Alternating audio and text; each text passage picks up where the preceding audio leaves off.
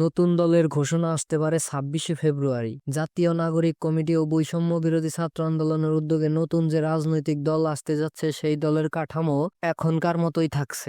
ছাত্র জনতা ক্ষমতামুখী না, ক্ষমতামুখী যদি হতো ৫ই আগস্টে ছাত্র জনতা যদি নির্ধারণ করত এই ছাত্র জনতাই সরকার গঠন করবে, বাংলাদেশের কোন রাজনৈতিক দলের তার বিপক্ষে গিয়ে কথা বলার মতো স্পর্ধা ছিল না।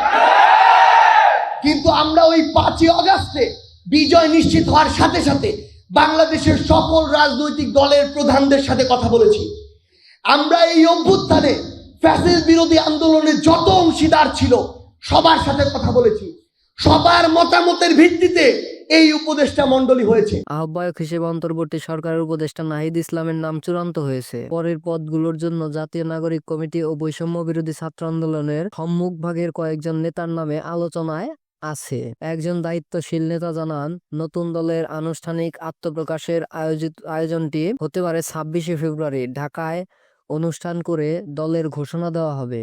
অনুষ্ঠানটি হতে পারে রাজধানীর মানিক মিয়া অ্যাভিনিউতে। নতুন দলের আহ্বায়কের দায়িত্ব নেওয়ার জন্য নাহিদ ইসলাম যে কোনো সময় সরকার থেকে পদত্যাগ করবেন বলে জানিয়েছেন জাতীয় নাগরিক কমিটির দায়িত্বশীল ৩ নেতা। গতকাল বুধবার জানানো হয়েছে সদস্য সচিব পদে জাতীয় নাগরিক কমিটি ও বৈষম্য বিরোধী ছাত্র আন্দোলনের অধিকাংশ নেতার পছন্দ আখতার হোসেনকে। মুখ্য সংগঠক ও মুখপাত্র পদের জন্য আলোচনায় আছেন সার্জিস আলম ও হাসনাত আব্দুল্লাহ। নতুন দল গঠনের প্রক্রিয়ায় নেতৃত্ব দিচ্ছে মূলত জাতীয় নাগরিক কমিটি। এই কমিটিতে বিভিন্ন মতাদর্শের লোকজন আছেন। এর মধ্যে ৩টি অংশ স্পষ্ট।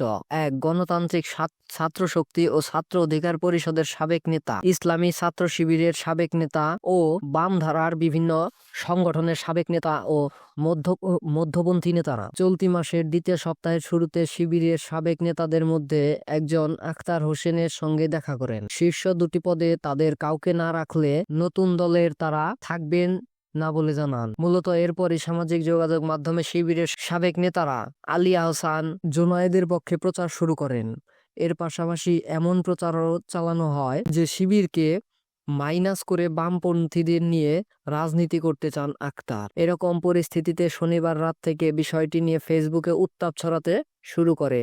আখতার হোসেন শুভানুধ্যায়ীরা ফেসবুকে তাকে নিয়ে বিভিন্ন পোস্ট করতে থাকেন। কেউ কেউ লেখেন আখতারকে মাইনাস করার পরিকল্পনা হচ্ছে। ফেসবুকে এমন আলোচনায় এক পক্ষে ছিলেন শিবিরের সাবেক নেতারা, অন্য পক্ষে ছাত্র শক্তি ও ছাত্র অধিকার পরিষদের সাবেক নেতাদের পাশাপাশি দেখা গেছে মধ্যপন্থী অনেককে।